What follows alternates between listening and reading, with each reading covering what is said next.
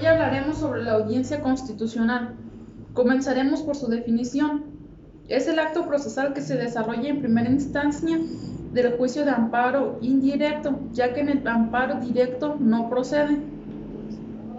Por otro lado, en cuanto a su trámite, cabe señalar que este se rige por los principios procesales de concentración, continuidad y unidad.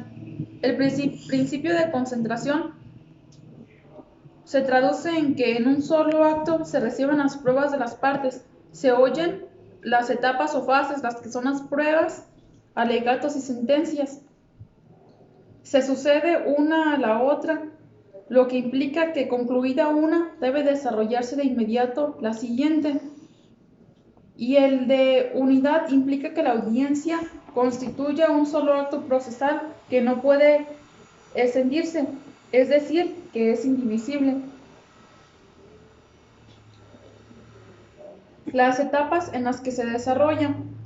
La audiencia se compone de 3 etapas o periodos, la cual una de ellas es el periodo probatorio. En esta etapa, las partes pueden ofrecer y rendir sus pruebas que estimen necesarias para apoyar su alegato, siendo admisibles según lo dispuesto por el artículo 150 de la Ley de Amparo. Toda clase de pruebas, excepto la confesional y las que fueren contrarias a la moral y al derecho.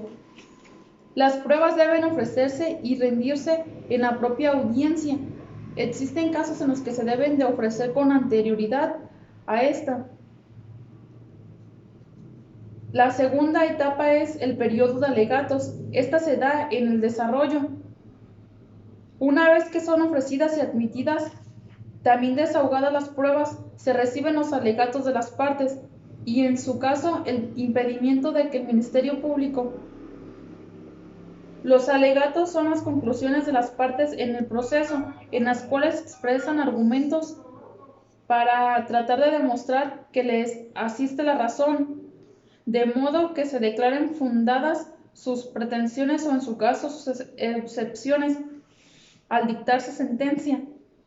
Los alegatos se presentan por escrito, pero cuando se trata de actos que importen peligro de privación de la vida, ataques a la libertad personal, deportaciones, destierro o alguno de los actos prohibidos por el artículo 22 de la Constitución Política Mexicana, el quejoso puede alegar verbalmente y solicitar que en autos se asienten un extracto de sus alegaciones, mientras que en cualquier otro supuesto pueden también formularse verbalmente, pero sin la posibilidad de que lo manifestado se siente en autos.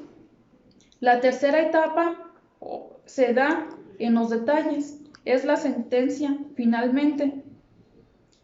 La audiencia concluye con el dictado de la sentencia, como en cualquier audiencia.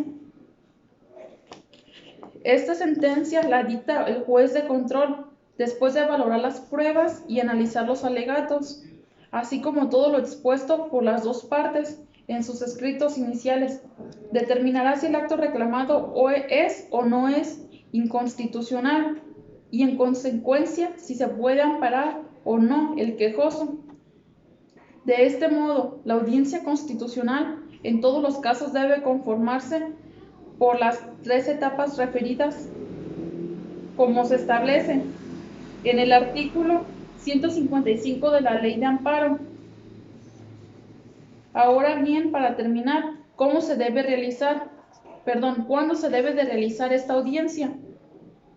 Conforme a la regla general prevista en el artículo 147 de la Ley de la Materia, o sea, de la Ley de Amparo, en el auto o acuerdo en que se ordena admitir la demanda de amparo, debe señalarse el día y la hora para que tenga lugar la audiencia constitucional, a más tardar dentro del término de 30 días, con excepción de los casos en que el agraviado impugne la aplicación de la ley, declaradas inconstitucionales por jurisprudencia de la Suprema Corte de Justicia de la Nación, o en los que reclame la violación de las garantías contenidas en los artículos 16 en materia penal, 19 y 20, fracción 1 y 8, y el párrafo 10 en su párrafo primero y segundo de la Constitución Federal.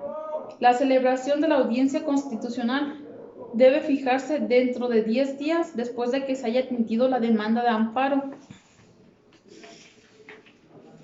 A esta etapa, la cual se le denomina etapa constitucional, se le denomina así constitucional, porque en ella se aportan los elementos necesarios para que el juzgador pronuncie una sentencia propiamente constitucional, como lo dicta en el artículo 107, párrafo 6 de la Constitución Política de los Estados Unidos Mexicanos.